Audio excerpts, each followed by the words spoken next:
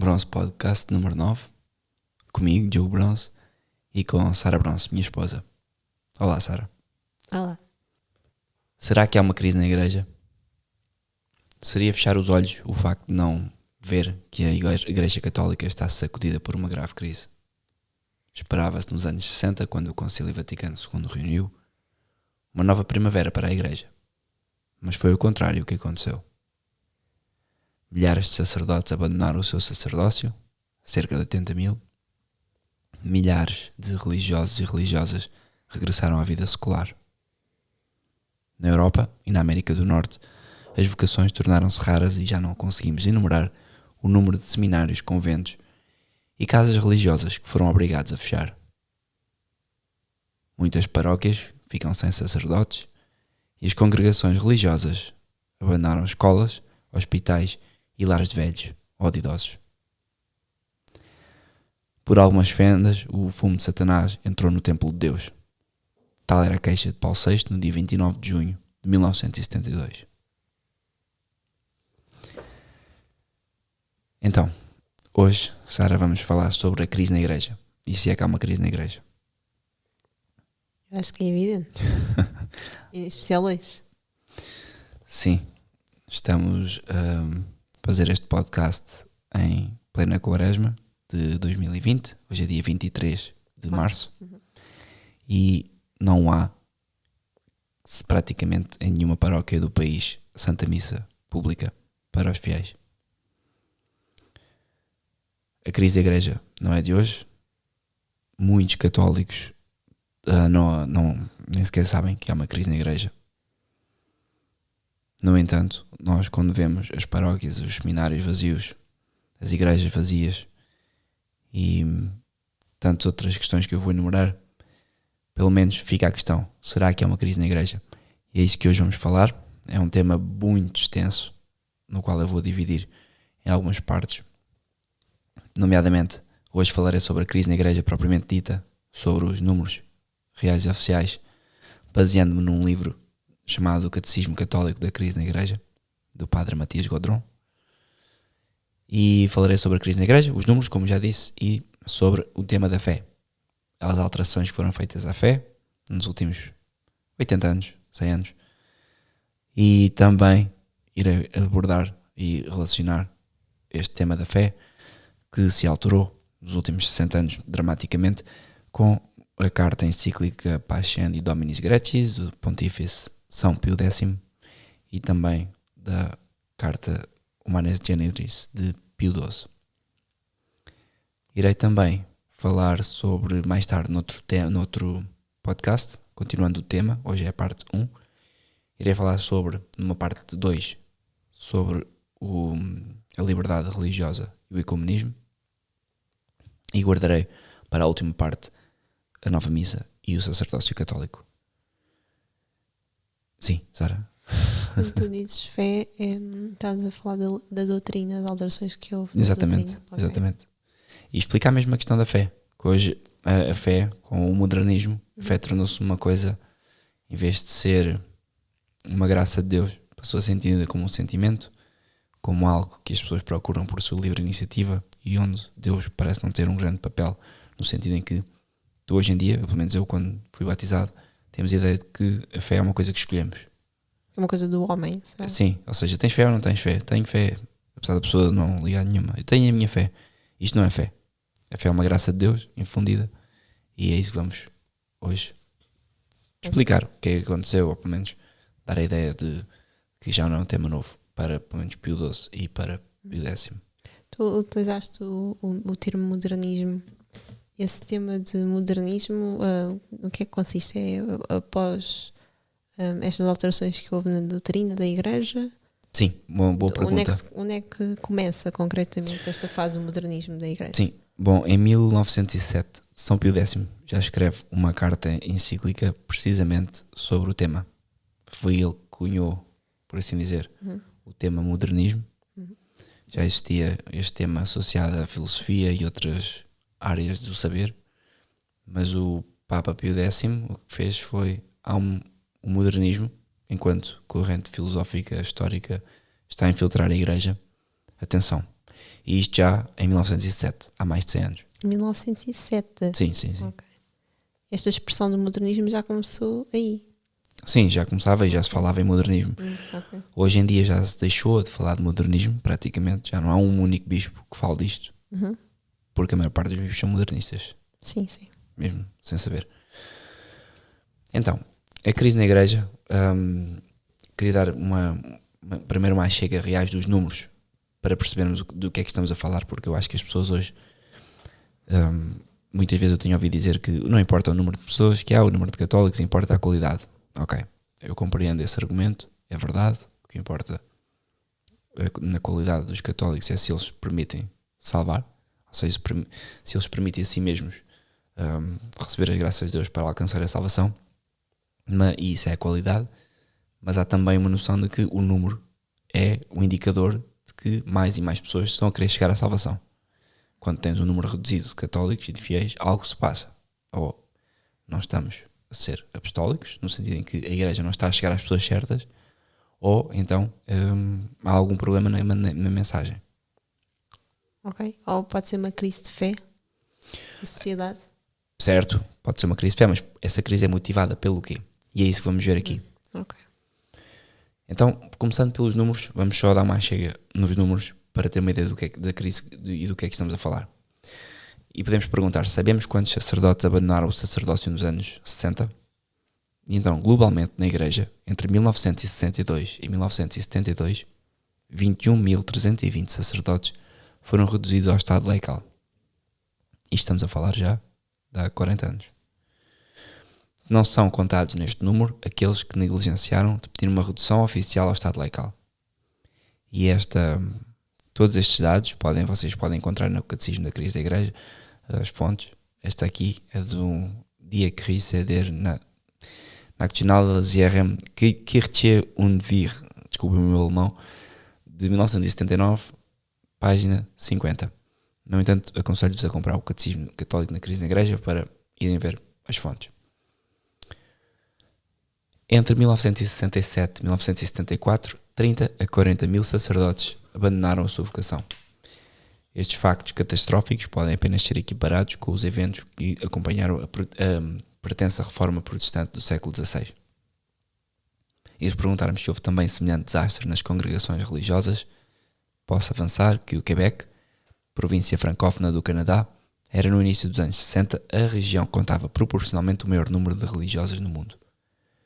O cardeal Ratzinger narra precisamente que se trata apenas de um exemplo. Entre 1961 e 1981, por causa dos abandonos, dos falecimentos e do termo do recrutamento, nomeadamente de religiosas, o número de religiosas passou de 46.933 para 26.294, uma queda de 44% que parece impossível travar. As novas vocações, de facto, diminuíram durante o mesmo período em menos de 94%, e verifica-se que uma grande parte destes, 1,5%, era constituída não por jovens, mas por vocações de velhotes. Ou seja, destes 4% que sobravam, 1% eram pessoas mais velhas. Tal ponto que as simples previsões permitem a todos os sociólogos estar de acordo nesta conclusão brutal, mas objetiva, tirada de uma entrevista do cardeal Ratzinger com o Vittorio Messori, onde é dito, daqui a pouco, salvo uma inversão da tendência, o que parece muito improvável, ao menos de uma maneira humana, a vida religiosa feminina, tal como a tínhamos conhecido, apenas ficará como uma lembrança no Canadá. Portanto, esta é a dimensão do assunto. Havia em França, nos anos 50, cerca de 1 milhar de vocações por ano. Desde os anos de 90, podemos assim dizer, apenas ficaram uma centena por ano. Havia 41 mil sacerdotes diocesanos na França, em 1965. Há apenas agora, em 2004, aliás, quando estes números saíram, 16.859.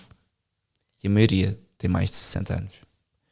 O número dos religiosos no mundo continua a diminuir, segundo o Deutsche Tagespost, de 13 de agosto de 98.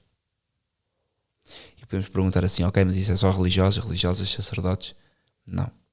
Em 1958, 35% dos franceses assistiam à missa, todos os domingos. Hoje, resta menos de 5% a fazer o mesmo, e muitas vezes são pessoas de idade. Em 1950, mais de 90% das crianças que nasciam em França eram batizadas. Hoje são menos de 50%. E será que o caso de França é característico? Encontramos a mesma falta de interesse pela Igreja em vários pontos da Europa. Entre 1970 e 93 e 1993, 1,9 milhões de alemães abandonaram oficialmente a Igreja Católica. E não podemos culpar o ódio nem a ira, mas simplesmente a indiferença. A Igreja já não significa nada para os homens, já não tem importância na vida deles. Abandonam-na para poupar o imposto eclesiástico, que é obrigatório nestes países por causa do protestantismo. E a este ritmo, a religião católica torna a ser uma religião de uma minoria reduzida. Na Alemanha e em Portugal, o fenómeno é diferente, porque é um país onde as pessoas ainda se dizem católicas, ainda que a prática dominical seja muito reduzida. Senão devemos andar na casa dos 20%, no máximo, já nem penso que chegamos aos 30% de pessoas que frequentam a igreja, e em comparação com a igreja, com a porcentagem de pessoas total. E a maioria destas pessoas, infelizmente, por formação errada, são modernistas. Têm uma fé que não tem nada a ver com a fé dos avós deles. Pois a minha avó é do tempo em que supostamente as pessoas iam à missa, mas entretanto ela abandonou completamente, por exemplo. Sim. Vê pela televisão. Pois. E não é a única. Normalmente agora é assim. Sim. A Alemanha, segundo as palavras de Karl Rahner, um teólogo endeusado pelos modernistas, o perigo de se tornar uma terra pagã, com um passado cristão e com alguns restos de cristianismo, é bem real. Fica aqui uma pergunta que é: não podemos dizer que esta crise é apenas local, referindo a Europa de Oeste e a América do Norte, e poupando a América do Sul e a Ásia, onde o catolicismo parece totalmente dinâmico? E isso não é verdade. Alguns dados podem deixar a pensar que a crise é local. O Anuário Pontifical sublinha que um aumento dos seminaristas e das ordenações nos países do terceiro mundo não compensa a baixa constatada nos países ocidentais. Mas mesmo assim, a crise é universal, mesmo se ela não se manifestasse em todo o lado da mesma maneira. Os países pobres, onde o sacerdócio representa uma promoção social, recrutam muito facilmente vocações, mas qual a qualidade dessas vocações? E agora fica a questão, que é o que nos interessa. Esta crise será uma crise de fé? Fazendo a ponte, então, para a fé. A fé cristã parece estar a desaparecer na Europa. As verdades fundamentais como a fé em Deus, na divindade de Jesus Cristo, no céu, purgatório e inferno, são cada vez menos acreditadas. O mais inquietante é que estes artigos de fé são negados até pelas pessoas que se dizem católicas e frequentam regularmente a igreja. E se há dados para ilustrar esta crise, podemos apresentá-los. Sem ser perfeitamente de confiança, as sondagens são, no entanto, representativas das grandes tendências da sociedade. Segundo uma sondagem recente, apenas 58% dos franceses acreditam na existência certa ou provável de Deus, contra 61% em 1994. Ou seja, decresce de cada ano que passa. 65% dizem não acreditar absolutamente nada no inferno, contra 48% em 1994. Portanto, notamos que os próprios dogmas da Igreja e coisas que são completamente triviais no sentido doutrinal, que são a base da nossa fé, são colocadas em causa. E qual é a lição destes dados? Há mais dados, eu peço-vos que leiam um livro. Por exemplo, outro dado que eu vos posso adiantar é que em 2006 apenas 7% dos católicos franceses tinham o sentimento que a sua religião era a única e verdadeira.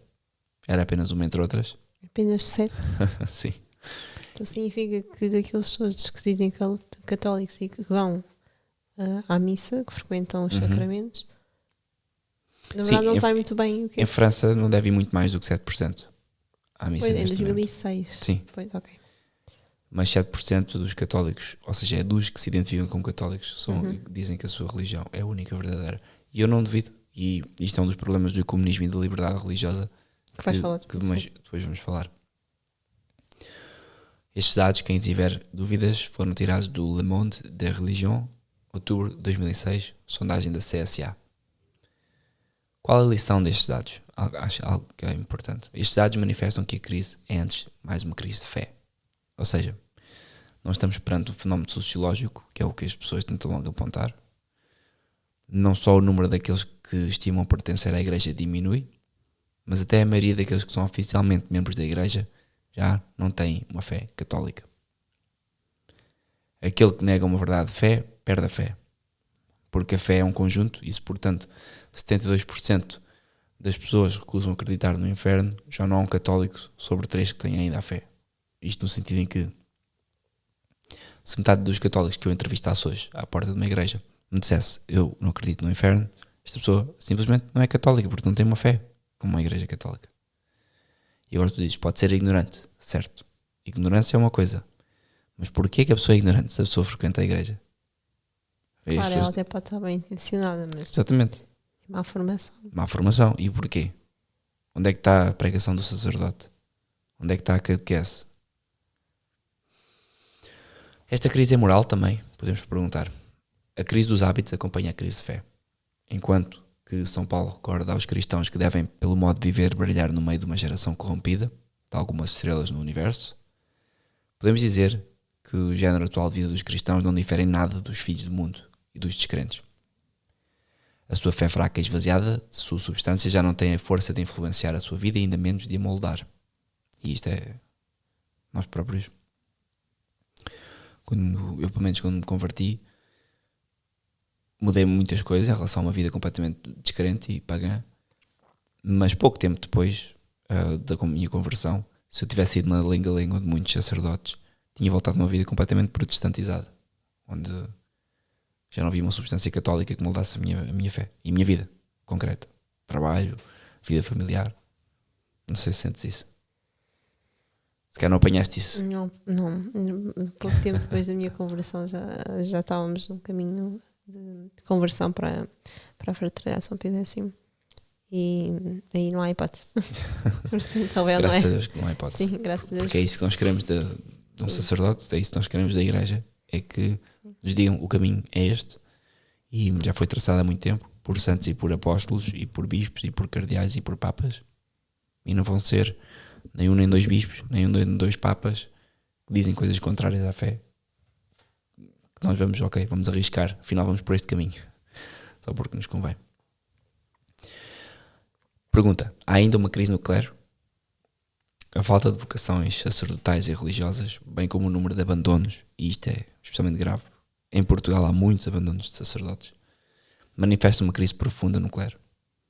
Muitos sacerdotes perderam a fé e já não estão idóneos nem para comunicar, nem para entusiasmar os homens. Portanto, a capacidade de pregação deles é aquela que tu conheces quando nós íamos à missa nova, que é, estamos aqui reunidos, parece que estás a ouvir uma história de embalar. Fábulas, sim. Como diz o padre Carlos. Podeis dar um exemplo deste mau ensinamento dispensado pelo clero? Posso. Hoje, não é raro que uma criança, fazendo a sua primeira comunhão, ignore que Nosso Senhor Jesus Cristo está verdadeira, realmente e substancialmente presente na Eucaristia. Ignora-o porque o seu próprio pároco já não acredita neste mistério. No Como Nós Vivemos, livro de instrução religiosa na Alemanha, podemos ler, abre aspas, citação: quando os cristãos partilham a sua refeição com Jesus, vão para o altar, o sacerdote dá-lhes um pedaço de pão, eles comem este pão. Fim de citação de um livro de formação catequética na Alemanha. Este foi um livro de instrução religiosa que recebeu o imprimatur e foi autorizado pelos bispos alemães.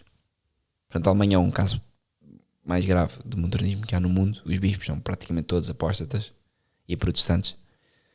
No entanto, isto há em grande quantidade também noutros lados.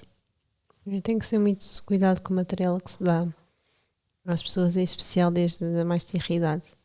Em especial desde a mais tenra idade, porque os miúdos absorvem tudo. Se mal instruídos depois em pequeninos é pior mais para a frente, mas pronto, de todas as formas. É que nem sequer aprendem a prestar respeito e culto a Deus. É aquela questão de irmos à igreja. Nós temos uma igreja paroquial ao pé de casa, à qual vamos às vezes rezar, quando podemos, mas a verdade é que a maioria das vezes não podemos lá entrar. Porquê? Por causa do exemplo, não é? Dado aos nossos filhos. Sim. Parece o mercado da Ribeira. Caça o mercado da Ribeira, o mercado do Bolhão. Está toda a gente de pé, o Santíssimo ao fundo, vazio, sozinho. É raro encontrar lá alguém. Às vezes lá está uma senhora. Uhum. E as pessoas andam e caminham ali ao lado de Jesus, dentro de uma igreja, a falar e a conversar. E perguntamos, a situação não estará melhor em França? Já que na Alemanha está péssimo. Se 34% dos católicos praticantes regulares franceses acreditam completamente que Maomé é um profeta e 35% acreditam nisso um pouco, quer seja um total de 69%, é preciso notar que este número é muito inferior nos católicos não praticantes. 21% e 22%, seja um total de 43%. Neste aspecto, de considerar que Maomé é um profeta ou não, os não praticantes são mais católicos do que os praticantes. E isso provém com toda a evidência do ensinamento dispensado na igreja atual. De facto, vários bispos franceses deram igrejas aos muçulmanos e o Papa João Paulo II até beijou o Corão no dia 14 de maio de 1999. E portanto é isto. Tens pessoas a pensar que Maomé foi um profeta. Quando Maomé era uma pessoa, não era tanto, um impostor, no mínimo inspirado pelo demónio. Em que é que a crise atual difere daquelas que a Igreja sofreu no passado? A presente crise na Igreja distingue-se principalmente pelo facto de que foram as autoridades mais altas da Igreja que a desencadearam, que a conservaram e que a impedem de tomar uma solução, ou de ser resolvida com uma solução. Não houve já várias crises na Igreja? Podemos também perguntar. Sim, houve várias. Sacerdotes, bispos e até papas levaram uma vida contrária ao Evangelho muitas vezes. A imoralidade e a indisciplina prejudicaram muitas vezes a Igreja. De vez em quando, sacerdotes e bispos afastam-se da verdadeira fé. Mas nunca os erros e a negação pública das verdades de fé foram tão difundidas como hoje, graças à tolerância, à aprovação e até à própria atividade das autoridades romanas e do episcopado mundial. Isto é, as características particulares da crise atual é que ela é favorecida pelas mais altas autoridades da Igreja, inclusive por já cerca de 4 papas, pelo menos. E esta é a grande diferença, quer dizer, tu há uns anos tinhas no protestantismo uma heresia, uma reforma, foi uma reforma pelos hereges Lutero, Zwingli e Cranmer e outros, e essa reforma foi um afastamento da fé, condenada pela Igreja Católica, pelas mais altas instâncias. Algumas pessoas da Igreja Católica, para não perder a vida, cobardes, apostataram, ou seja, aceitaram o protestantismo, mas outras, como São Tomás More, foram mortas pela fé, e outros, deve ter havido milhares de santos nesta altura, porque as pessoas foram mortas por serem fiéis ao Papa. E hoje em dia o que temos é o Papa a defender uma reforma protestante, praticamente. Silenciosa, mais ou menos. Portanto, o que é isto da fé? Acho que já falámos aqui sobre os números, não vou estar também a perder muito mais tempo sobre isso. Certo. O que é a fé?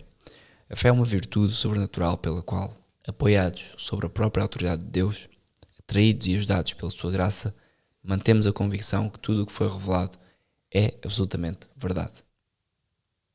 Isto sai do Concílio de Trento, Denzinger 3008. Como é que... E isto, quer dizer, tu não podes mudar um conceito de fé. Agora quem ouve isto, fé não é isto, podem ficar escandalizados. Não, fé é isto e nunca foi de outra forma.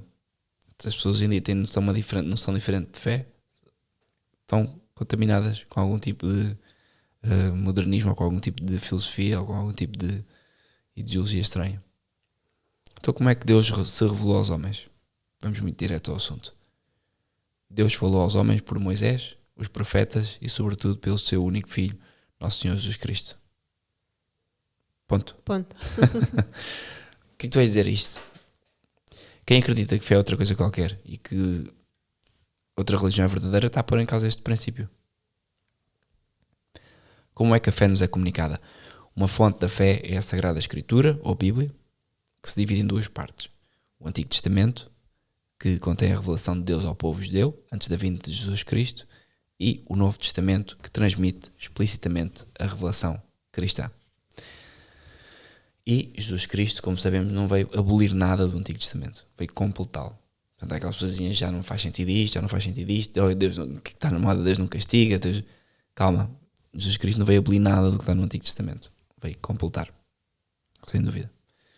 E será a Santa Escritura a única fonte de revelação? Dizer que a Escritura Santa é a única fonte de revelação é um erro protestante. Os ensinamentos transmitidos oralmente pelos apóstolos, que se chama tradição apostólica, é também ao lado da Santa Escritura uma verdadeira fonte de revelação. Eu acho que isto já não é uma questão. No sentido em que, quando eu falo com amigos ou conhecidos modernistas, aquilo que eles dizem é: sim, mas o Papa diz-nos para fazer assim. Ou seja, o problema deles já não é se a Sagrada Escritura é uma fonte de revelação, nem se a tradição é uma fonte de revelação. É, o Papa está-nos a dizer para fazer uma coisa. E uma pessoa diz: mas quem é o Papa? O Papa é a pessoa que ensina a tradição e a revelação. O Papa não pode ensinar coisas diferentes do que está na tradição e na revelação. E as pessoas: não, mas tens que obedecer ao Papa.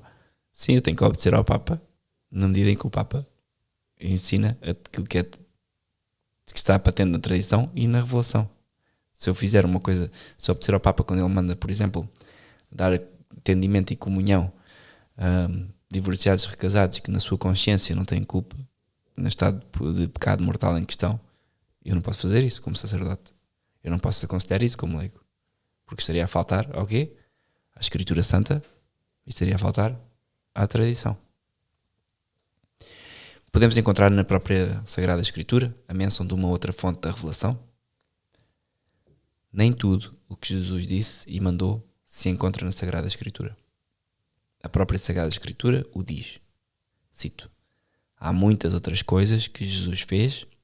Se as quiséssemos contar em pormenores, penso que o mundo não podia conter todos os volumes que seria necessário escrever. Fim de citação, João 21, 25. Nesta época, também, escrevia-se muito menos do que hoje. Assim, a tradição oral tinha um lugar bem maior. Eram pessoas de palavra. Hoje somos Pois pessoas. a palavra do homem valia alguma coisa. Exatamente. Valia muito. É. Há uma dúvida, alguma coisa que queres acrescentar? Não? Qual é a primeira das duas fontes da revelação? A Sagrada Escritura ou a tradição? O que é que tu dirias? Se tivesses que adivinhar, sim, sem problema. Faz conta que é um preço certo. A revelação? Não. Fonte da revelação, Sagrada Escritura ou tradição? Desculpa, percebi que isso era... ok. Tradição? A tradição é a primeira, de facto, das duas fontes da revelação. Primeiro, pela antiguidade, os apóstolos começaram por pregar. Sim. Pela plenitude, sendo na origem da Escritura Santa, a tradição contém todas as verdades reveladas por Deus. Só há Escritura Santa. Por causa da tradição. Exatamente. E pela suficiência também. Isto é, a tradição não precisa da Sagrada Escritura para fundamentar a sua autoridade divina. Pelo contrário, é ela que dá a lista de livros inspirados por Deus e que permite reconhecer o sentido autêntico deles. Porque, como se sabe, há mais evangelhos, chamados evangelhos apócrifos, não foram incluídos na Bíblia, porque dão uma ideia que não foi considerada pela tradição como algo que fosse ou conforme com a revelação de Jesus Cristo ou conforme com a própria tradição. Porque a tradição é orgânica e evolui num sentido, consoante a sua cultura, consoante a sua zona, mas é uma evolução orgânica que nunca se desvia do que foi revelado e do que foi escrito inicialmente.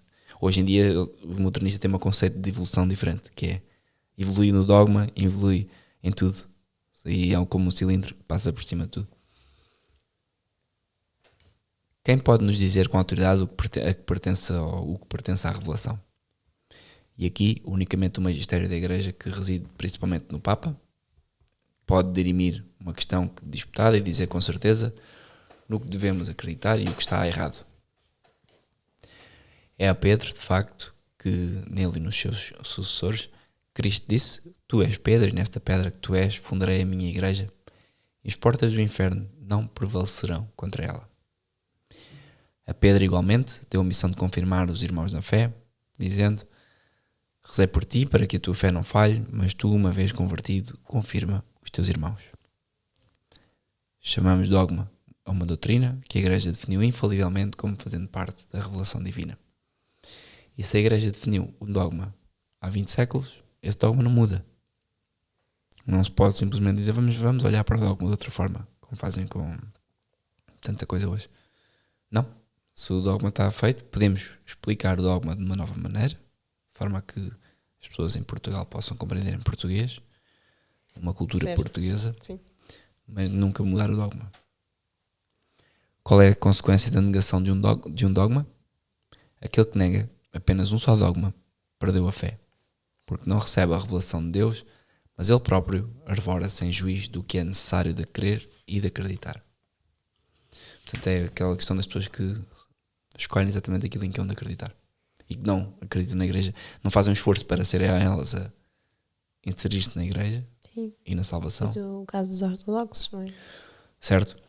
Os ortodoxos têm determinados dogmas marianos que eles não reconhecem, o que é um problema. Têm uma noção deficiente da procedência do Espírito Santo e recusam a autoridade do Papa. E, portanto, o que é que acontece? São cismáticos. Têm sucessão apostólica, ao contrário dos protestantes, porque os bispos deles eram bispos validamente ordenados, ao contrário dos bispos protestantes, cuja intenção da sua ordenação e depois também os rituais que utilizam não são válidos. No entanto, os ortodoxos têm uma missa que é ilícita, apesar de ser válida. Depois disto aqui, havemos um dia de chamar alguém para falar sobre os ortodoxos. Alguém que saiba o que está a dizer. Em matéria de fé, então, significa isto que é tudo ou nada. Exatamente. Não podemos ser 70% ou 90% ou 99% católicos. Ou aceitamos toda a revelação ou não a aceitamos. E neste caso apenas possuímos uma crença humana que nós tínhamos fabricado para nós próprios e não dificilmente alcançaremos salvação. A fé não seria principalmente um sentimento? E aqui este é um dos erros do modernismo, condenado por São Pio X na encíclica Pascendi, que já vamos ler um pouco. O dizer que a fé é um sentimento oriundo da subconsciência que exprime a necessidade do divino. Em verdade, o acto de fé não é um sentimento, mas a aceitação consciente e voluntária da revelação divina, tal como se apresenta ao homem na Sagrada Escritura e na tradição. Dúvidas? Nenhuma. Pois. A questão aqui é como é que as pessoas hoje em dia se acham, se arrogam. Lá está. Acho que São Pio X fala muito disso, que é o orgulho. Todo o modernismo parte do orgulho. Todo modernista é modernista devido ao orgulho. São pessoas que se arrogam, mais inteligentes, mais capazes do que a igreja de perceber a verdade por trás das coisas. Qual é, portanto, para os modernistas o papel de Cristo na revelação? Na origem do cristianismo, há para os modernistas a experimentação de um Jesus religioso, um Jesus Cristo cuja divindade com certeza está posta de lado, em muitos casos. Aquele partilhou o seu experimento ou a sua experiência com outros, que propriamente viveram do mesmo modo e os comunicaram por seu turno. A Igreja nasceu desta necessidade dos fiéis de comunicar a outros a sua experiência religiosa e de formar uma comunidade, e essa Igreja não é, portanto, uma instituição divina, é apenas como tal, e apenas como tais os sacramentos, o papado, os dogmas, são o resultado da necessidade religiosa dos crentes. Está a ficar com sono já. É. Mas o que estou a ler é aquela linguagem, não é? É. Não. Não é claro.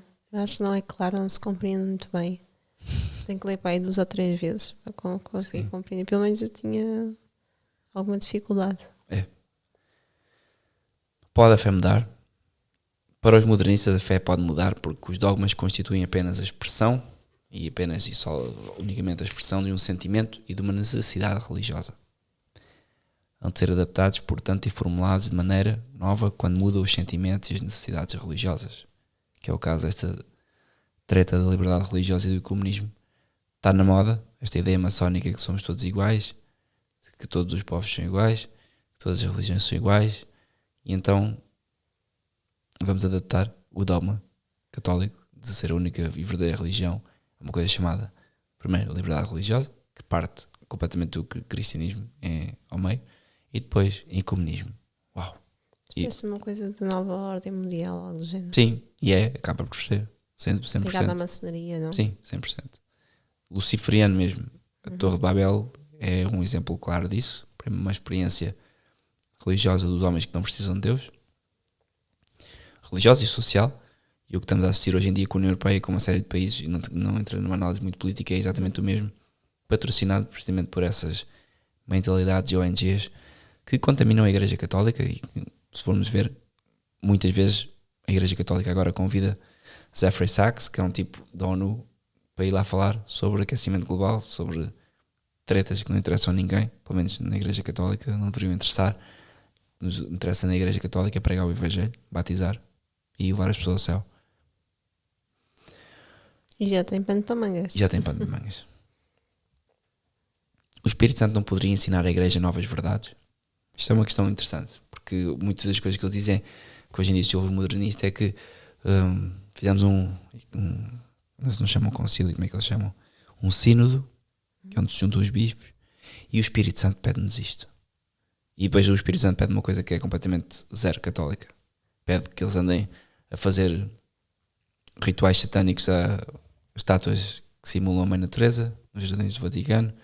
Não pode ser um pedido do Espírito Santo. Claro que não pode ser um pedido do Espírito, exatamente. Os pedidos do Espírito Santo têm que encaixar. Exatamente, o Espírito Santo não vai dizer agora, os últimos 2000 anos, esqueçam, eu vou fazer uma coisa completamente nova. Ou das duas, uma. Ou isso é o dia do Apocalipse, onde Jesus se revela e nós vemos a plenitude da sua revelação, ok? É isto, e há muito mais para além daquilo que nós sabemos, e nós sabemos que há muito mais. Ou então... Estamos completamente errados. Exatamente, e convém andar pelo caminho certo. É como uma estrada. Tu vais daqui para Lisboa, certo? Apanhas a autoestrada, vais, e o carro anda no Alcatrão, a direito, faz pouco barulho, consome pouco combustível e vais em paz e sossego. Porque vais na autoestrada. Se tu passares por uma nacional, estás a pirar. Se tu passares por uma estrada de terra, estás a pirar. Se passares por um cavalo, estás a pirar. E as heresias acabam por ser esses empecilhos. Acabam por ser o problema das heresias. É que depois podem conduzir a um estado de pecado mortal, porque a pessoa mal formada pode depressa achar que há uma coisa que não é pecado e que pode ser pecado, por exemplo, mortal, e a pessoa passa de uma autoestrada para nem sair do sítio sequer e voltar à casa da partida. Já és a chegar a Lisboa, É verdade. pumba, voltas Estás a para a chegar ao casa, destino. voltas para a casa da partida sem Estou muito carro. esperto. Sim. Então, a revelação está encerrada desde a morte dos apóstolos. E isto é um problema, porque dentro das proposições modernistas condenadas por São Pio X, há o erro seguinte: a revelação, que é o objeto da fé católica, não foi encerrada com os apóstolos. Isto difunde-se muito. Falam de uma revelação quase orgânica do Espírito Santo, que agora é o Espírito Santo que revela. Não. A revelação está encerrada desde a morte dos apóstolos. Ponto. Desde então o Espírito Santo não ensina novas verdades, mas introduz a Igreja cada vez mais profundamente nas verdades já reveladas por Jesus Cristo. Certas verdades reveladas, que até a um certo momento desempenharam um papel de segundo plano na Igreja, podem passar ao primeiro plano numa certa época. As controvérsias que opuseram à Igreja, exemplo disto é São José. São José, segundo o missal, começou a ser reverenciado com mais afinco na Europa a partir do século XVI. E foi preciso, as pessoas, não há dogmas que mudem, não há nada que mude, como é óbvio, mas o Espírito Santo, de alguma forma, conduziu a crença das pessoas e a piedade das pessoas a São José, nesta altura. E bem, porque temos hoje em dia uma crise de masculinidade que é uma coisa completamente surreal e, portanto, alguma coisa o Espírito Santo já estava a preparar. Certas verdades que até um certo momento desempenharam um papel de segundo plano na Igreja podem passar ao primeiro plano numa outra época. As controvérsias que opuseram a Igreja contra os heréticos obrigaram a mesma Igreja a expor de maneira sempre mais precisa e mais clara as verdades de fé, tornando explícitas as verdades até então implícitas, mas sem nunca nada acrescentar ao depósito revelado aos apóstolos. Portanto, não há nada de novo, e há questões que nós vemos foram completamente plantadas tanto no sacerdócio, que hoje em dia quase o sacerdote é quase mais o gestor de uma ONG, a Santa Missa, a Nova Missa, estas questões do ecumenismo, de liberdade religiosa, isto nunca houve. Liberdade religiosa, como é que a Igreja pode dizer às pessoas que são livres? Quando nós sabemos que fomos criados por Deus à sua imagem e semelhança, a Ele tudo devemos, toda a nossa vida é uma dívida para com Cristo.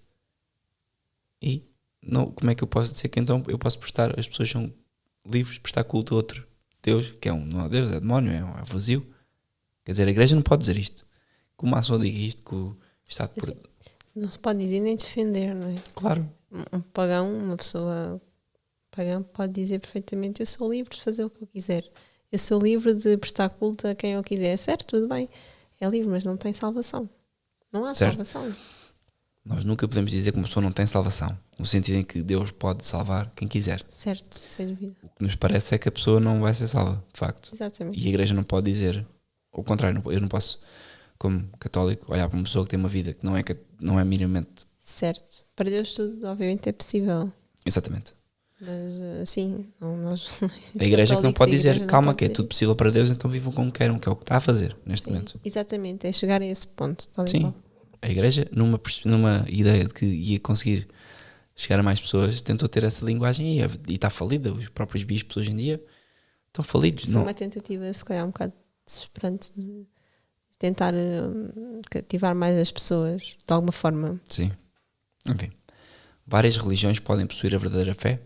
Fica a questão. E eu digo, no facto de que as diversas religiões se contradizem entre elas nos pontos fundamentais, não pode haver várias que sejam verdadeiras. É um facto. Uma única religião pode ser a verdadeira, e essa é a religião católica. Deus revelou-se em Jesus Cristo, não em Buda, Maomé, e Cristo apenas fundou uma única igreja que deve comunicar aos homens até ao fim do mundo os seus ensinamentos e a sua graça. A fé no Deus Trinitário, a fé em Cristo e na igreja forma, portanto, uma unidade indivisível. Portanto, é uma unidade quase tão indivisível como entre o sacerdócio e a Santa Missa. E por isso é que um dos temas que nós vamos falar mais tarde vai ser precisamente, como fundamento da crise na igreja, as mudanças na forma como a igreja olha para, primeiro, ponto número 1, para a Santa Missa, e depois como isso afetou o sacerdócio. E por último, fica a questão, antes de entrar nas encíclicas: a fé é necessária à salvação?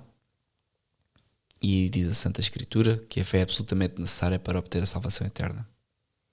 Aquele que acredita e que for batizado será salvo, aquele que não acredita será condenado, disse Nosso Senhor em Marcos 16:16. São Paulo diz também: sem fé é impossível agradar a Deus. Hebreus 11:6. E isto, terminamos aqui a questão da fé no livro, e vamos saltar para as encíclicas de Pio X e de São Pio XII. Pio XII, já estou a canonizar o homem. Esta primeira encíclica, Pascendi Dominis Graecis, o Sumo Pontifício São Pio X, aos patriarcas, primazes, arcebispos, bispos e outros ordinários de paz e comunhão com a Sé Apostólica, sobre as doutrinas modernistas. Portanto, o título da encíclica é mesmo sobre a doutrina modernista. E coloco a expressão modernismo. Sim. Assim. Foi cunhada, não digo que tenha sido cunhada por ele, mas pelo menos foi trazida à luz da igreja por São Pio X. E diz-nos São Pio X no início, na introdução: a missão que nos foi divinamente confiada de apacentar o rebanho do Senhor entre os principais deveres impostos por Cristo, conta o de guardar com todo o desvelo o depósito da fé transmitido aos santos, repudiando as profanas novidades de palavras e as oposições de uma ciência enganadora. E na verdade esta providência do Supremo Pastor foi em todo o tempo necessária à Igreja Católica, porquanto, devido ao inimigo do género humano, nunca faltaram homens de perverso dizer. Sedutores que, caídos eles em erro, arrastam os mais ao erro. Contudo, é necessário confessar que nestes últimos tempos cresceu de sobremaneira o número dos inimigos da cruz de Cristo, os quais, com artifícios de todo ardilosos, se esforçam por baldar a virtude vivificante da Igreja e solapar pelos alicerces o mesmo reino de Jesus Cristo. Por isto, já não nos é lícito calar, para não parecer faltarmos ao nosso santíssimo dever, e para que se nos acuse de descuido da nossa obrigação, a benignidade de que, na esperança de melhores disposições, até agora usamos. Aludimos, veneráveis irmãos, a muitos membros do laicado católico também, coisa ainda mais para lastimar e não poucos do clero, que fingindo amor à igreja e sem nenhum sólido conhecimento de filosofia e teologia, mas embebidos antes das teorias envenenadas dos inimigos da igreja, falam por todo e arrogam-se como reformadores desta mesma igreja. E cerrando ousadamente fileiras, se atiram sobre tudo o que há de mais santo nas obras de Cristo, sem pouparem sequer a mesma pessoa do Divino Redentor, que com audácia sacrílega rebaixam à craveira de um puro e simples homem. Jesus, portanto. Sim, ou seja, ele aqui já está, faz uma introdução onde mostra logo, atenção, estamos em 1907, e o Papa Pio X avisa-nos para um problema de que já nesta altura havia infiltrados na Igreja Católica com filosofia, defender filosofias, teorias, não só teológicas, mas filosóficas, históricas, que eram contrárias à fé e que poderiam minar o raciocínio dos católicos de forma muito subtil. Pronto. 10 anos depois apareceu Nossa Senhora de Fátima. Certo? Com a mensagem de Fátima. Se bem que a mensagem de Fátima é um aviso contra as heresias, sim, e contra contra os erros da igreja também, mas acima de tudo é muito de cariz social e humano, no sentido em que se há uma guerra para acabar, consagrem a Rússia ao Imaculado Coração de Maria. Se vocês querem paz no mundo, consagrem e depois os avisos à Irmã Lúcia de Reze o Terço. Sim, exatamente. São Pio X identifica então aqui 4 formas de modernista, ou 4 tipos de modernista: o modernista filósofo, crente, historiador e reformador. Começamos pelo modernista filósofo. Começando pelo filósofo, cumpre saber que todo o fundamento da filosofia religiosa dos modernistas assenta sobre a doutrina a que chamamos agnosticismo. Por força desta doutrina, a razão humana fica inteiramente reduzida à consideração dos fenómenos, isto é, só das coisas perceptíveis e pelo modo como são perceptíveis. Nem tem ela direito nem aptidão para transpor estes limites, e daí segue que não é dada à razão elevar-se a Deus, nem conceder-lhe a existência, nem mesmo por intermédio dos seres visíveis. Para este tipo de pessoas, segue-se, portanto, que Deus não pode ser de maneira alguma objeto direto da ciência e também, com relação à história, não pode servir de assuntos históricos. Postas estas premissas, todos percebem com clareza qual não deve ser a sorte da teologia natural, por motivos de credibilidade e de revelação externa. Tudo isto os modernistas rejeitam e atribuem ao intelectualismo que chamam ridículo sistema morto já há muito tempo. E portanto, isto, estamos a falar de pessoas que acabam por minar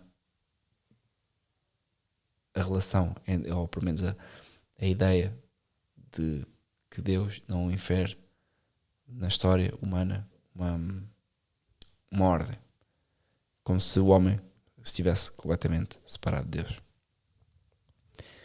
Se alguém disser que Deus, único e verdadeiro Criador e Senhor nosso, por meio das coisas criadas, não pode ser conhecido com certeza pela luz natural da razão humana, seja anátema. Isto é é o que ele deixa aqui, que está no Cânon 1 das Revelações. E se alguém disser que não é possível ou não convém que por divina relação seja o homem instruído acerca de Deus e do culto que lhe é devido, seja anátema. Desculpa a ignorância, o que é o anátema? Anátema é posso ir aqui à palavra, deixa-me ir aqui à raiz da palavra. Acho que é mais fácil para perceberes. Então,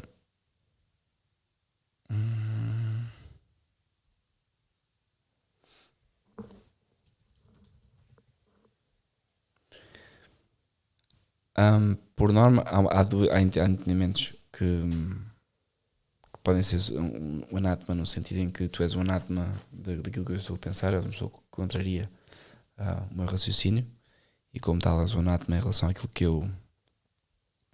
que tu detestas aquilo que eu digo ou não concordas, mas há um sentido eclesiástico que vem da palavra grega anátema, precisamente, mas que significa uma oferta, uma coisa dedicada, algo que tu dás a alguém, uma coisa que tu ofereces a alguém.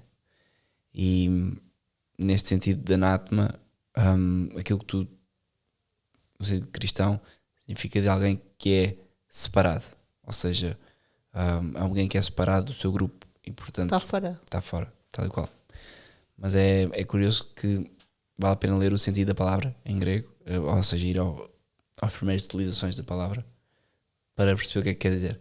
Mas basicamente é isso, é uma pessoa que está fora da comunhão, com a igreja.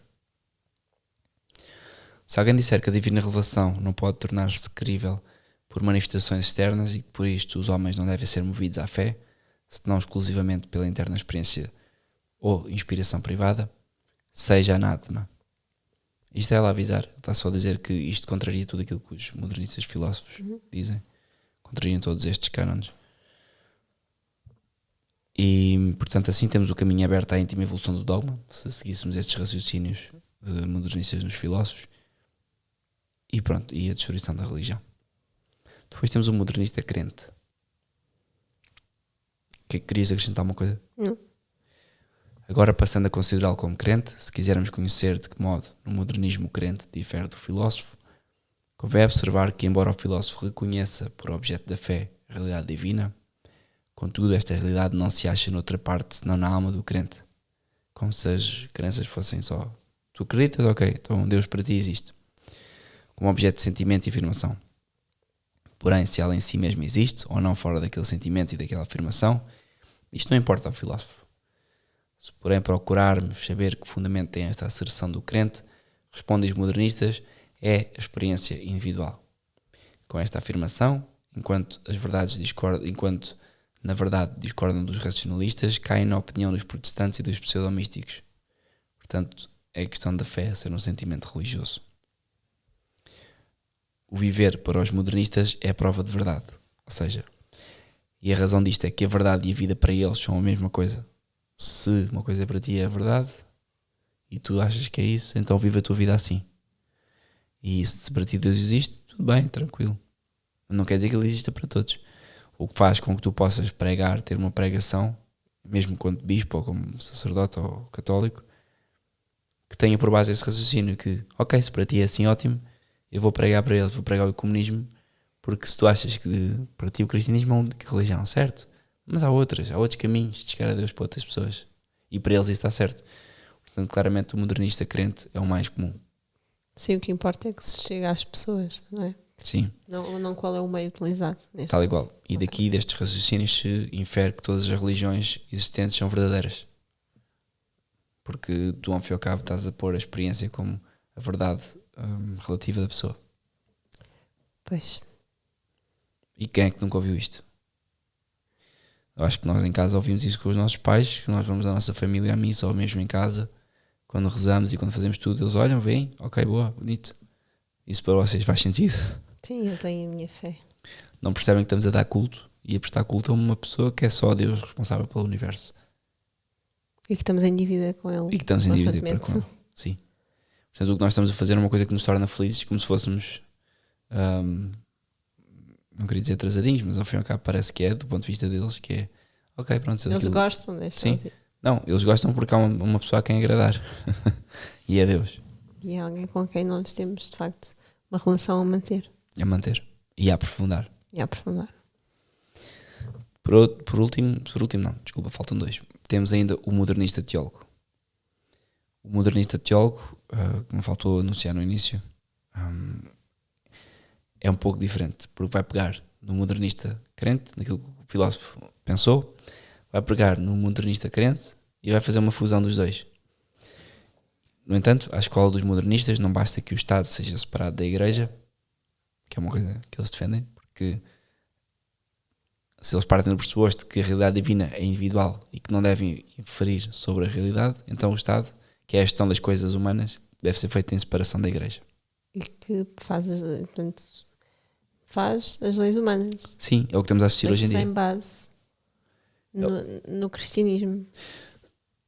Há uma base sociológica que eles reconhecem, Mas que se tem vindo a degradar, não? Claramente, então não vês agora esta questão do vírus. Há um vírus na rua. Deus pode acabar com o vírus com um estalar de dedos. E as pessoas, em vez de rezarem, eles isolam as pessoas em casa para não irem à missa. Quando poderiam fazer missas campais, onde cada pessoa tinha que ficar a 1 metro. Podiam abrir o estádio da Luz, podiam abrir o estádio da Alvalade, celebravam uma missa lá dentro, as pessoas ficavam a 1 metro umas das outras e saíam por ordem que entraram. Sim, mas na verdade as pessoas não estão encafadas em casa. Ah, claro que não estão. Isto, como tu estás a ver, o problema disto é, há de facto um problema de saúde pública, que é preciso perceber a sua dimensão. Isso é uma coisa, e não se deve descurar. Há um exagero sobre essa dimensão, porque parece que estamos a falar de um ébola, mas pronto, independentemente, não vamos fazer essa análise. O problema aqui é quando tens pessoas da igreja que deveriam querer pedir a Deus pela justa retribuição que estamos a receber caso esta doença seja permitida por Ele, e é permitida por Ele, mas que quiséssemos perceber, ok, o que é que fizemos mal, o Senhor diz-nos, e com isso, e como é que se sabe isso? Rezando, fazendo penitência, oração, jejum, esmola. O que está a acontecer é que as pessoas isolaram as pessoas do santo sacrifício. Porquê? Porque eles próprios já não percebem o que é o santo sacrifício. E quais os efeitos do santo sacrifício, que é a missa. O que o modernista teólogo vai fazer é que não só basta que o Estado esteja separado da Igreja, na sua ideia, é que a fé deve subordinar-se à ciência quanto aos elementos fenoménicos. Assim também nas coisas temporais a Igreja tem de sujeitar-se ao Estado. É exatamente aquilo que está a acontecer. Os nossos bispos são teólogos. São teólogos modernistas, claramente, todos eles. A maioria deles, não digo todos. Mas o nosso patriarca de Lisboa é claramente um modernista teólogo. Para mais, vimos isso quando ele, antes do Estado sequer emitir um estado de calamidade, abrir o estado de emergência, ele próprio encerrou as igrejas. Não há mais ato de pura cobardia e de falta de noção do que é Deus do que isto. E depois ele invoca isto que está aqui, que são Deus, assim, a fé, a subordinar-se à ciência quanto aos elementos fenoménicos, que é, ele ouve dizer, ok, há um vírus, o vírus contamina, vou proteger as pessoas, como? Isolando as pessoas em casa, agindo como uma ONG humana, não pensando com a fé, que é eu bispo. Depois tiveram a boa iniciativa de fazer agora a consagração, a renovação da consagração, Portugal e o Imaculado Coração de Maria. Graças a Deus. Que, sem dúvida, boa notícia, mas que já foi alterada. Ou seja, já não vai ser a renovação da consagração do Imaculado Coração de Portugal ao Imaculado Coração de Maria. Agora o que eles vão fazer é uma consagração da Península Ibérica ao Imaculado Coração de Maria. Então, e na prática, qual é a diferença? Bom, para o olhar desatento, as pessoas vão pensar que não há nada, vamos apenas aproveitar mais um país e fazemos tudo junto. A verdade é que isto era um ato de renovação da consagração de Portugal ao Imaculado Coração de Maria. E agora deixou de ser de um país e passou a ser de uma região. Esta região foi consagrada quando? Há consagrações diferentes. Os termos, quando nós rezamos a Deus, convém que os termos sejam claros. A Rússia não foi consagrada ao Imaculado Coração de Maria, segundo a irmã Lúcia, e segundo qualquer teólogo com dois ex cesta, porque não foram utilizadas as palavras concretas. Nomeadamente, consagração da Rússia ao Imaculado Coração de Maria, em comunhão o Papa com todos os bispos. Aquilo que está a acontecer é, já não vai haver uma renovação da consagração do Portugal, porque já não é Portugal, é a Península Ibérica, e também não é de Espanha, e claramente isto é para dar uma ideia globalista de união. Já não há uma nação, já não há fronteira. É como se, porque estes bispos esquecem-se que os países são como se fossem pessoas coletivas. E as decisões destas pessoas coletivas exprimem-se diretamente depois na responsabilidade individual que cada um tem e na justiça que cada qual vai enfrentar no dia da sua morte ou no dia do seu juízo. Se eu votei no aborto, eu vou ter uma pena X, eu votei, percebes? E isto tem a ver com o país em questão. Quando tu deixas de ter fronteiras, passas a ter toda uma amálgama de pessoas, estamos a consagrar o quê? O que é a Península Ibérica? É um novo país, pelo visto. Precisamente. Mas as pessoas, um olhar desatento, pensam, ok, é bom na mesma. Não, atenção. Eu quando vou batizar o meu filho, eu não vou batizar os meus filhos. Claro. Não chega ali com uma mangueira, é os meus filhos todos. Eu vou batizar aquela alma concreta, Aquela, tem um nome. Pronto, com os países é igual. Nosso Senhor Jesus Cristo é rei de Portugal e do mundo, mas de Portugal também. E a ele nós devemos obediência, a ele nós devemos o louvor. E mas pronto, os nossos bispos e a nossa sociedade também já não reconhece isso, que é o reinado social do nosso Senhor. Para, voltando à questão do fecho das igrejas, que o senhor Bispo de Lisboa, pelos vistos, Patriarca de Lisboa, decidiu fechar, não foi? Sim, mas para dizer que isto é o raciocínio do modernista teólogo, que é mais grave e pernicioso são as afirmações relativamente à autoridade doutrinal e dogmática. Assim, pensam eles acerca do magistério eclesiástico, a sociedade religiosa não pode ser uma, sem unidade de consciência dos seus membros e unidade de fórmula. Nesta união, basicamente, e quase fusão de mente designadora de fórmula e da autoridade que impõe, acham os modernistas o conceito de magistério eclesiástico, visto pois que o magistério, afinal de contas, não é mais do que um produto das consciências individuais. É uma espécie de aceitação de democracia dentro do espírito eclesiástico, depois também, que se começa a revelar. E daí depois há outro cancro que nasceu no Vaticano II, que foi a questão da sinodalidade, onde o bispo deixou de ter. O bispo do Algarve já não decide sobre a sua diocese, mas está sempre sujeito àquilo que a Conferência Episcopal Protestante Portuguesa diz. E acabamos por perceber isso. Acabamos por perceber que eles depois começam. Isto vai minando, este tipo de raciocínio vai minando tudo. Mas é impressionante, porque Pio XII, em relação a estes modernistas, disse-lhes. Pio IX escreveu: estes inimigos da revelação divina, que exaltam com os maiores louvores o progresso humano, desejariam com temerário e sacrílego atrevimento introduzi-lo na religião católica como se a mesma não fosse obra de Deus, mas obra dos homens ou de algum sistema filosófico que possa aperfeiçoar-se por meios humanos. Acerca da revelação, particularmente, e do dogma, os modernistas nada acharam de novo, pois a sua mesma doutrina, antes deles, já fora condenada no sílabo de Pio IX, nestes termos: a divina revelação é imperfeita e por isto está sujeita a contínuo e indefinido progresso, que corresponde ao da razão humana. Proposição condenada. Pumba, isto é falso. Mais solenemente ainda, prescreve o Concílio Vaticano I por essas palavras: a doutrina da fé revelada por Deus não é proposta à inteligência humana para ser aperfeiçoada como uma doutrina filosófica, mas é um depósito confiado à esposa de Cristo para ser guardado com fidelidade e declarado com infalibilidade. Segue-se, pois, que também se deve conservar sempre aquele mesmo sentido dos sagrados dogmas, já uma vez declarado pela Santa Mãe Igreja, nem se deve jamais afastar daquele sentido sob pretexto e em nome da mais elevada compreensão. Portanto, a Igreja Católica passou anos a afincar estas verdades e isso foi tudo destruído. Próximo tipo de modernista. Modernista historiador. Há certos modernistas que se atiram a escrever história e que parecem muito preocupados em não passar por filósofos e chegam até a declarar-se totalmente alheios aos conhecimentos filosóficos. E é isto um rasgo de finíssima astúcia para que ninguém os julgue embebidos de preconceitos filosóficos e assim pareçam, como eles dizem, completamente objetivos. Em verdade, porém, a sua história ou crítica não fala senão de filosofias e as suas deduções procedem por um bom raciocínio dos seus princípios filosóficos.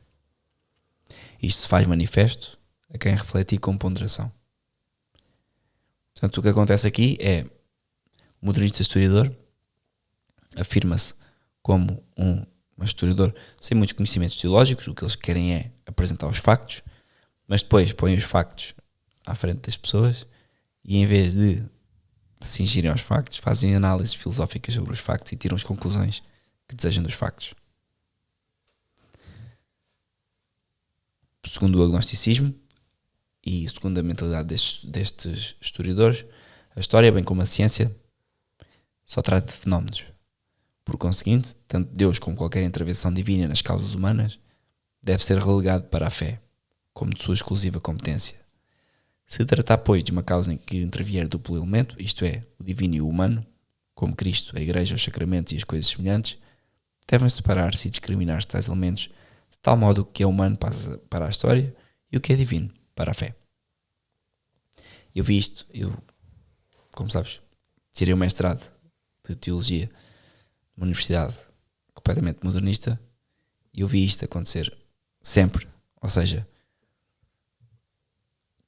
a maioria daqueles professores encontravam formas de separar o Deus, de separar o homem na história de Deus e de colocarem quase como se isto foi a história e como tal os seres humanos à luz desta história interpretaram que Deus queria dizer isto. E isto é um raciocínio completamente oposto, porque isto não é assim que funciona na revelação. Deus simplesmente comunica e diz, é isto, acabou. Agora quando se começa a falar das interpretações e do que deixamos por escrito, é um completo modernismo. Por último temos o modernista reformador. E o modernista reformador é o modernista que agarra em tudo o resto, tudo da história, do modernista historiador, da filosofia, da teologia, e parte para a ação. Pouco resta-nos finalmente dizer a respeito das pretensões do modernista como reformador. Já pelo que está exposto, fica mais patente a mania de inovação que move estes homens, mania esta que não poupa absolutamente nada ao catolicismo. Querem a inovação da filosofia nos seminários, de tal sorte que, desterrada a filosofia dos escolásticos para a história da filosofia, entre os sistemas já obsoletos, seja ensinada aos moços a moderna filosofia, que é a única verdadeira correspondente dos nossos tempos. Também vi isto na Faculdade Modernista Católica, onde os únicos teólogos e filósofos que nós dávamos interessantes tinham nascido há menos de 70 anos. Desejam, além disto, que a teologia positiva se baseie na história dos dogmas. Querem também que a história seja escrita e ensinada pelos seus métodos e com preceitos novos. Dizem que os dogmas e a sua evolução devem entrar em acordo com a ciência e a história. Bom, eu havia muito mais para ler em relação a isto, mas a verdade é que já percebemos o que é o modernista reformador. É aquele que pega em todos os erros que os outros modernistas produzem e avançam por uma concretização final. Quais são as causas do modernismo? Há várias, mas queres acrescentar uma coisa? Não. Para mais fundo conhecermos o modernismo e o mais apropriado remédio para tão grande mal, cumpre agora, veneráveis irmãos, indagar algum tanto das causas de onde se originou e por que se tem desenvolvido. Não há duvidar que a causa próxima e imediata é a aberração do entendimento, ou seja, a má formação. As remotas conhecemos as duas, o amor de novidades e o orgulho. São as duas principais coisas do modernista. Querem tudo novo, sempre, e são orgulhosos. O amor de novidades basta por si só para explicar toda a sorte de erros. Por esta razão, o nosso sábio predecessor, Gregório XVI, com toda a verdade, escreveu: muito lamentável é ver até onde se atiram os delírios da razão humana, quando o homem corre após as novidades e contra as admoestações de São Paulo, se empenha a saber mais do que convém e, confiando demasiado em si, pensa que deve procurar a verdade fora da Igreja Católica, quando ela se acha sem a menor sombra de erro. Portanto, o modernista faz o inverso disto. Procura fora algo que enriqueça dentro. É sempre a conversa, é enriquecimento mútuo de experiências. É preciso olhar para os nossos irmãos. Vou aprender a meditar com monges do Tibete, vou aprender isto, vou aprender aquilo. Meus caros, se Deus revelou na Igreja Católica, é a Igreja Católica que tem que pregar ao mundo, não é ao contrário. Não quer dizer que eu não aprenda a fazer um grelhado à maneira da Malásia e que os grelhados dela sejam bons, mas Deus é outro assunto. E, efetivamente, o orgulho faz-los confiar tanto em si que se julgam e dão a si mesmos como regra dos outros. Por orgulho, loucamente se gloriam de ser os únicos que possuem o saber e dizem, desvanecidos e achados: nós cá não somos como os outros homens. E, de facto, para o não serem, abraçam e devaneiam toda a sorte de novidades, até das mais absurdas, e afirmam que a autoridade deve aliar-se com a liberdade. Claro, sempre a liberdade.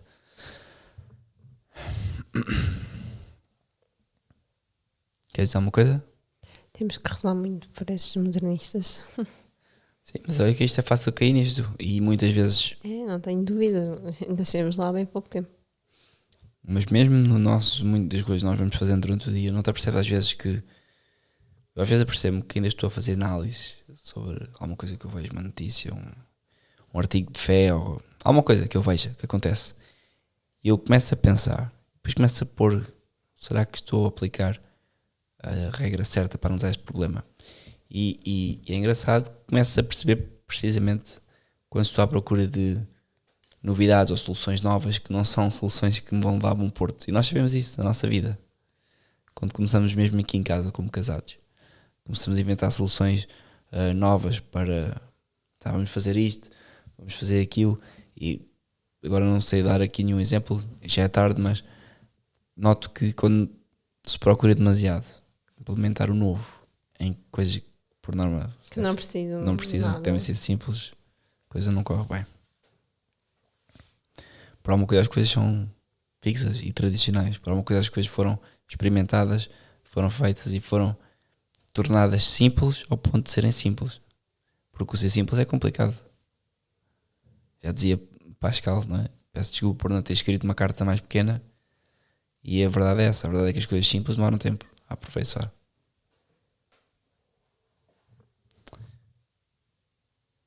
Outra coisa que é importante é que, e que diz São Pio X, é que podem estar eles na persuasão de estarem a fazer coisas agradáveis a Deus e à Igreja.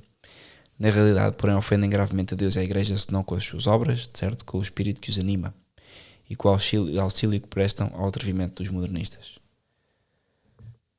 E isto é para dizer o quê? É para dizer que eu de facto nunca vi um modernista. Bom, há alguns que estão mal intencionados, sabem perfeitamente o que é que estão a fazer, mas muitas vezes há modernistas que, aqueles modernistas que se vê nas igrejas, aqueles que querem fazer coisas tipo absolvição geral, escrevam os jovens todos no papelinho, eu depois leio o papelinho e meto no picador de papel. Isso acontece? Acontece aqueles sacerdotes que também imprimem as fotografias para celebrar uma missa com os fiéis lá. Isto é uma pessoa que não tem noção do que é a missa, não é? Está a fazer aquilo. Mas a verdade é que acontece. E são pessoas que eu duvido que eles só na persuasão de estar a fazer uma coisa agradável a Deus. Porquê? Porque já estão tão deformados na sua forma de ver a realidade e na sua forma de ver as coisas da fé, que para eles aquilo é uma coisa agradável a Deus. Que é o ter as fotografias dos seus fiéis, sim. Dos seus fiéis, exatamente. Fim da Pascendi, desta carta. Eu acho que é uma carta encíclica que vale a pena ler. São Pio X sempre atual quanto a estes temas do modernismo. Depois, por último, e para acabarmos o podcast, já não vou ficar aqui muito tempo a falar, queria ler a carta Humani Generis do Pontífice Papa Pio XII aos veneráveis irmãos, patriarcas, primares, arcebispos e bispos e outros ordinários em paz e comunhão com a Sé Apostólica, sobre opiniões falsas que ameaçam a doutrina católica. Ele aqui não vai falar em concreto de pessoas, de tipos de pessoas, vai falar sobre falsas doutrinas e infiltrações dos erros na Igreja. Já estamos em 1950, 12 de agosto, e diz-nos Pio XII sobre as falsas doutrinas atualmente em voga. Se olharmos para fora do redil de Cristo, facilmente descobriremos as principais direções que seguem não poucos dos homens de estudo. Uns admitem sem descrição nem prudência ao sistema evolucionista, que até no próprio campo das ciências naturais não foi ainda indiscutivelmente aprovado, pretendendo que se deve entendê-lo ou estendê-lo à origem de todas as coisas, e com ousadia sustentam a hipótese monista e panteísta de um mundo submetido à perpétua evolução. Dessa hipótese valem os comunistas para defender e propagar o seu materialismo dialético e arrancar das almas toda a noção de Deus. Pumba. Ponto 6. As falsas afirmações de semelhantes evolucionismos pelas quais se rechaça tudo o que é absoluto, firme e imutável, vieram abrir o caminho a uma moderna pseudofilosofia que, em concorrência contra o idealismo, o imanentismo e o pragmatismo, foi denominada existencialismo porque nega as essências imutáveis das coisas e não se preocupa mais senão com a existência de cada uma delas. Alguma coisa a acrescentar? Não, podes continuar no fim. Ok. Ponto 7. Existe igualmente um falso historicismo que se atém só aos acontecimentos da vida humana e tanto no campo da filosofia como no dos dogmas cristãos destrói os fundamentos de toda a lei absoluta. Em meio, sendo a confusão de opiniões, Nos é de algum consolo ao ver que hoje, não raramente abandonando as doutrinas do racionalismo em que haviam sido educados, desejam voltar aos mananciais da verdade revelada e reconhecer e professar a palavra de Deus conservada na Sagrada Escritura. Contudo, ao mesmo tempo, lamentamos que não poucos desses, quanto mais firmemente aderem à palavra de Deus, tanto mais rebaixam o valor da razão humana e quanto mais entusiasticamente enaltecem a autoridade de Deus. E portanto, isto aqui, o que ele está a dizer é que são as falsas doutrinas, basicamente é o falso historicismo, o evolucionismo e também o ateísmo pragmático dos comunistas. Infiltração desses erros no pensamento católico. Os teólogos e filósofos católicos que têm o grave encargo de defender e imprimir nas almas dos homens as verdades divinas e humanas não devem ignorar nem desatender essas opiniões que mais ou menos se apartam do reto caminho. Pelo contrário, é necessário que as conheçam bem, pois não se podem curar as enfermidades antes de serem conhecidas. Ademais, nas mesmas falsas afirmações se oculta por vezes um pouco de verdade. E por fim, essas opiniões falsas incitam a mente a investigar e a ponderar com maior diligência algumas verdades filosóficas ou teológicas. Outro ponto é que, se os nossos filósofos e teólogos somente procurassem tirar esse fruto daquelas doutrinas, estudando-as com cautela, não teria motivo para intervir o magistério da Igreja, embora saibamos que os doutores católicos, em geral, evitam contaminar-se com tais erros. Consta-nos, entretanto, que não faltam hoje os que, como nos tempos apostólicos, consta-nos, entretanto, que não faltam hoje os que, como nos termos apostólicos, amando a novidade mais do que o devido e também temendo os que tenham por ignorantes dos progressos da ciência, intentam subtrair-se à direção do sagrado e por esse motivo acham-se no perigo de apartar-se insensivelmente da verdade revelada e fazer cair os outros consigo no erro. Ele volta aqui a falar, tal como Pio X falou, das pessoas que amam a novidade e que precisam estar a par da última moda.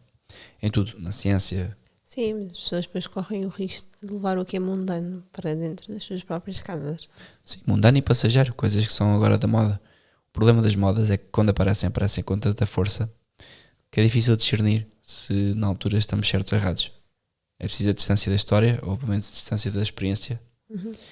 Coisa que, como vemos com este vírus, por momentos eu próprio, quando começou a aparecer e isto começou a chegar a Portugal, eu fiquei, isto é preocupante. Agora tenho claramente a ideia de que é um vírus, ok, é bom que não se apanhe, ou Claro, como qualquer outra doença, sim. como qualquer outra doença, mas claramente o que está a haver é uma moda, é uma exploração, é todo um manancial de acontecimentos que quando formos olhar para isto na história vamos ficar tristeza. Como é que é possível os meios de comunicação social abusarem assim das pessoas? Como é que é possível as farmacêuticas, os próprios supermercados? Acho estranho ninguém falar nisso. Está tudo caríssimo, as pessoas estão a comprar coisas básicas a preços caríssimos mas silêncio, está tudo hipnotizado com esta história. Porquê? É moda. Portanto, as modas são graves. É uma moda interesseira. Sim, são sempre. As modas são sempre interesseiras, porque as modas são coisas passageiras. A moda, às vezes que não há uma moda de alguma coisa que custe e que faça as pessoas chegar ao céu. Pois. Se houvesse a moda de rezar o terço, é que eu aí podia dizer ok. Mas não vai haver. Porquê? Porque as modas são formas do demónio pegar nas pessoas e desencaminhá-las do céu. Ponto. Podemos dizer que não, mas é, sempre. Qualquer coisa para onde a carneirada está a ir, a primeira coisa a fazer é pensar porquê é que a carneirada está a ir. Seja no que for. Eu nunca vi carneirada ir rezar o terço. Eu nunca vi carneirada ir para a missa. Existe também outro perigo, que é tanto mais grave quando se oculta sobre a capa de virtude, muitos, deplorando a discórdia do género humano e a confusão reinante na inteligência dos homens, sentem-se levado por interno impulso e ardente desejo a romper as barreiras que separam entre si as pessoas boas e honradas. E propugnam uma espécie de ironismo que, passando por alto as questões que dividem os homens, se propõe não somente a combater em união de forças contra o ateísmo avassalante, senão também a reconciliar opiniões contrárias mesmo no campo dogmático. Ou seja, é pessoas que... Eu agora tenho aqui um amigo que é ortodoxo, estamos à bulha por causa de um dogma, mas então eu vou sentir-me na missão de reconciliar uma posição contrária à minha só porque ele está, só porque ele é meu amigo e eu quero que ele esteja de bem comigo. Então eu vou chegar aqui a um consenso e pondo em causa o meu dogma. E como houve antigamente os que se perguntavam se a apologética tradicional da igreja constituía mais impedimento do que ajuda para ganhar almas a Cristo, assim também não faltam agora os que se atreveram a propor seriamente a dúvida de que talvez seja conveniente não só aperfeiçoar, mas também reformar completamente a teologia e o método que atualmente, com aprovação eclesiástica, se emprega no ensino teológico, a fim de que se propague mais eficazmente o reino de Cristo em todo o mundo, entre os homens de todas as civilizações e de todas as opiniões religiosas. Portanto, isto são as pessoas que acabam por abandonar a verdade de Cristo, porque em vez de quererem estudar a sua fé para poderem ter uma apologética de convencer os outros pela fé, optam por ter uma apologética de convencer os outros pelo concordismo, ok, se eu digo um bocado de sim, eu abandono aqui um ponto e tu pões a tua verdade e ficamos amigos e vamos os dois beber uma cerveja. Uma questão social, portanto. Não só social, também intelectual, porque dizer a uma pessoa que a pessoa vai para o inferno, porque por mais provável é a pessoa ir para o inferno porque isto, custa muito, é difícil. Mais vale dizer à pessoa que, pois, Deus é misericordioso, há uma salvação, nós não sabemos o que é que Deus vai fazer. E com isto condenas uma alma. E espero que Deus no fim, a mim, pelo menos venha pedir satisfações por todas as vezes que eu fui tíbio na forma como falei com as pessoas sobre a sua alma. E pronto, ele continua a falar aqui sobre as novidades e de que isso é a forma, especialmente as novidades, a procura pelas novidades é a forma mais certa de haver uma infiltração na Igreja Católica, especialmente dentro do clero jovem, em detrimento da autoridade eclesiástica. Que aqui era outro problema, que era o clero mais jovem.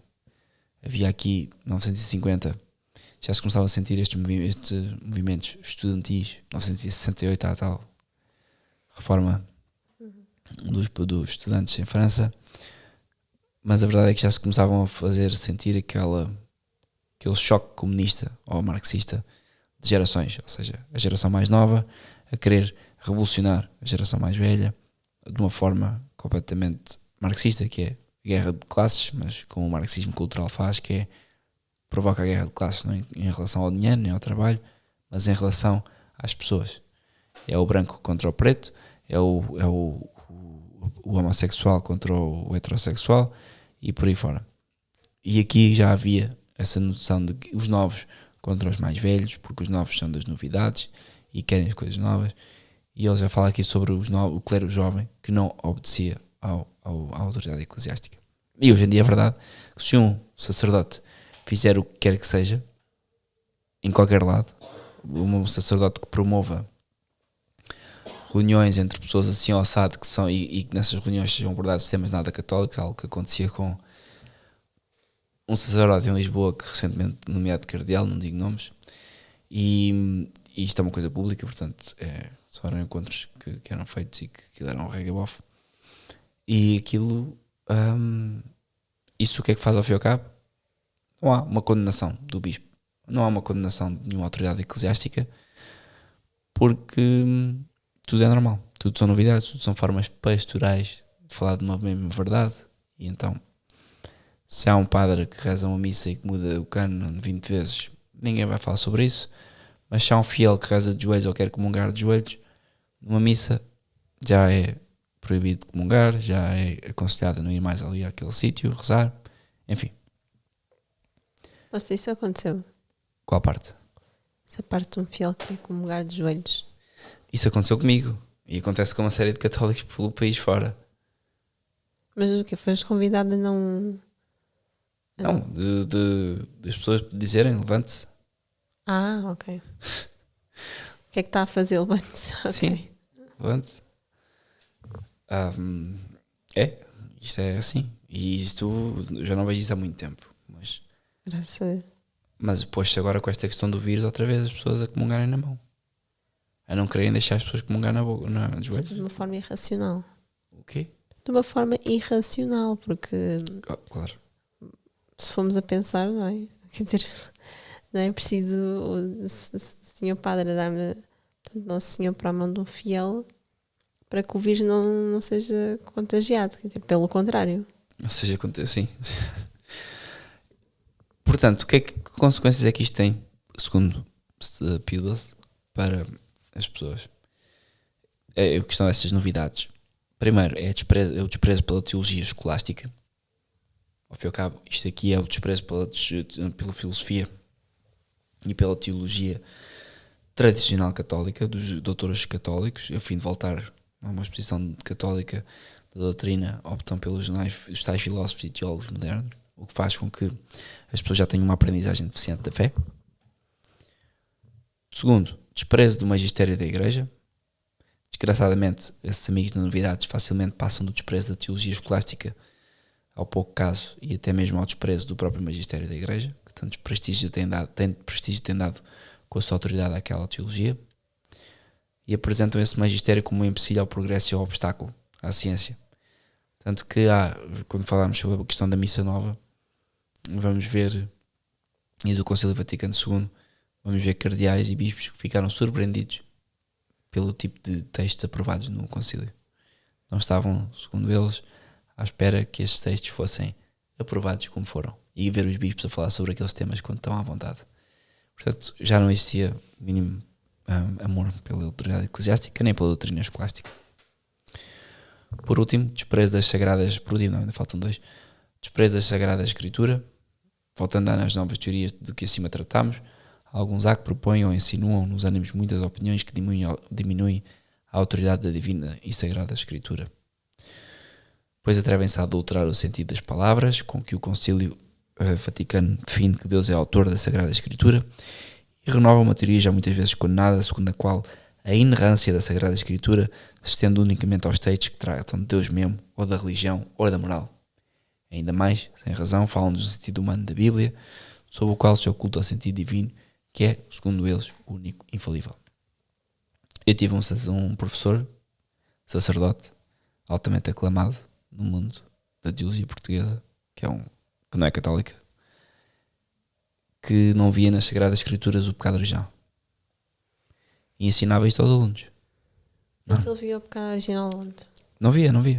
Ele defendia que não No existia. relato de Adão e Eva, sim. No relato de Adão e Eva desobedece a Deus, come da árvore. Ok?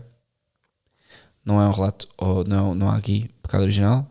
Não há uma evidência que seja o pecado original. Não. O que ele via era o mito do homem. Era uma forma de explicar a natureza humana.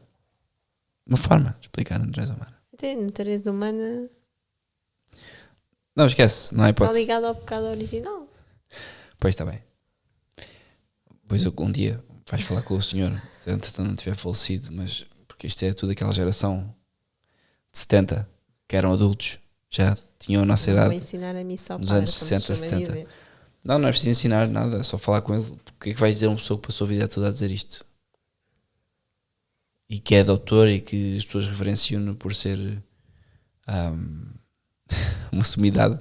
E depois uma sumidade de quê? Atenção, é preciso ver que as pessoas dão-lhe o crédito por ser um professor doutor em teologia bíblica. Portanto, uma pessoa que supostamente estudou a Bíblia. Mas todos esses estudantes de Bíblia, modernistas, tal como estão aqui a ser revelados, são pessoas que por norma já não têm fé. Tanto que ele anda como eu e tu, ele anda mascarado de mim, anda mascarado de leigo, pai de família. Pode ser que entretanto já tenha mudado de opinião. Pois é, sim, é por isso é que nós rezamos, também pela conversão dos pecadores, rezamos pela remissão dos pecados, os nossos e também da humanidade. Porque estas pessoas já não têm noção do que é a fé, e então já estão noutra. Por último, há um erro também, um desprezo pela filosofia escolástica, não só a teologia, como falámos há pouco, mas pela filosofia também. E por último, os erros relativos a certas ciências positivas. E este eu queria ler, ponto 35. Resta-nos agora dizer algo acerca de algumas questões que, embora pertençam às disciplinas a que é costume chamar positivas, entretanto se entrelaçam mais ou menos com as verdades de fé cristã. Não poucos rogam insistentemente que a religião católica tenha em máxima conta a tais ciências, e é verdade. A religião católica sempre contribui para o avanço da ciência, o que é certamente digno de louvor quando se trata de factos na realidade demonstrados, mas que hão de admitir-se com cautela quando se trata de hipóteses E isto a Igreja Católica sempre foi contra. Daí ter criado problemas a Galileu, porque Galileu não tinha factos demonstrados, tinha uma hipótese que ele ensinava como um facto demonstrado. Ainda que de algum modo apoiadas na ciência humana, que tocam a doutrina contida na Sagrada Escritura ou na tradição. Se tais conjecturas opináveis se opõem direta ou indiretamente à doutrina que Deus revelou, então esses postulados não se podem admitir de modo algum. Vamos imaginar agora que havia uma descoberta científica qualquer que se opunha a Deus, alguma coisa está errada. E o mais provável é que seja a ciência, porque Deus não revela mentiras. Mas a questão é, não há nada, por norma, a Igreja Católica aí tem que estar de acordo com o Cardeal Tolentino, que a Igreja Católica nem tem medo da história, nem tem medo da ciência, nunca teve. Pelo contrário, sempre a difundiu e sempre a financiou. E portanto, aqui põe-se mais na questão do, possivelmente ele está-se a referir às pessoas que estudam Bíblia, que estudam o Antigo Testamento e que descobrem no Antigo Testamento quase a história de um povo e que um povo interpretou que Deus fazia isto e aquilo sem haver de facto uma interação de Deus com as pessoas e com o seu povo e com os seus profetas.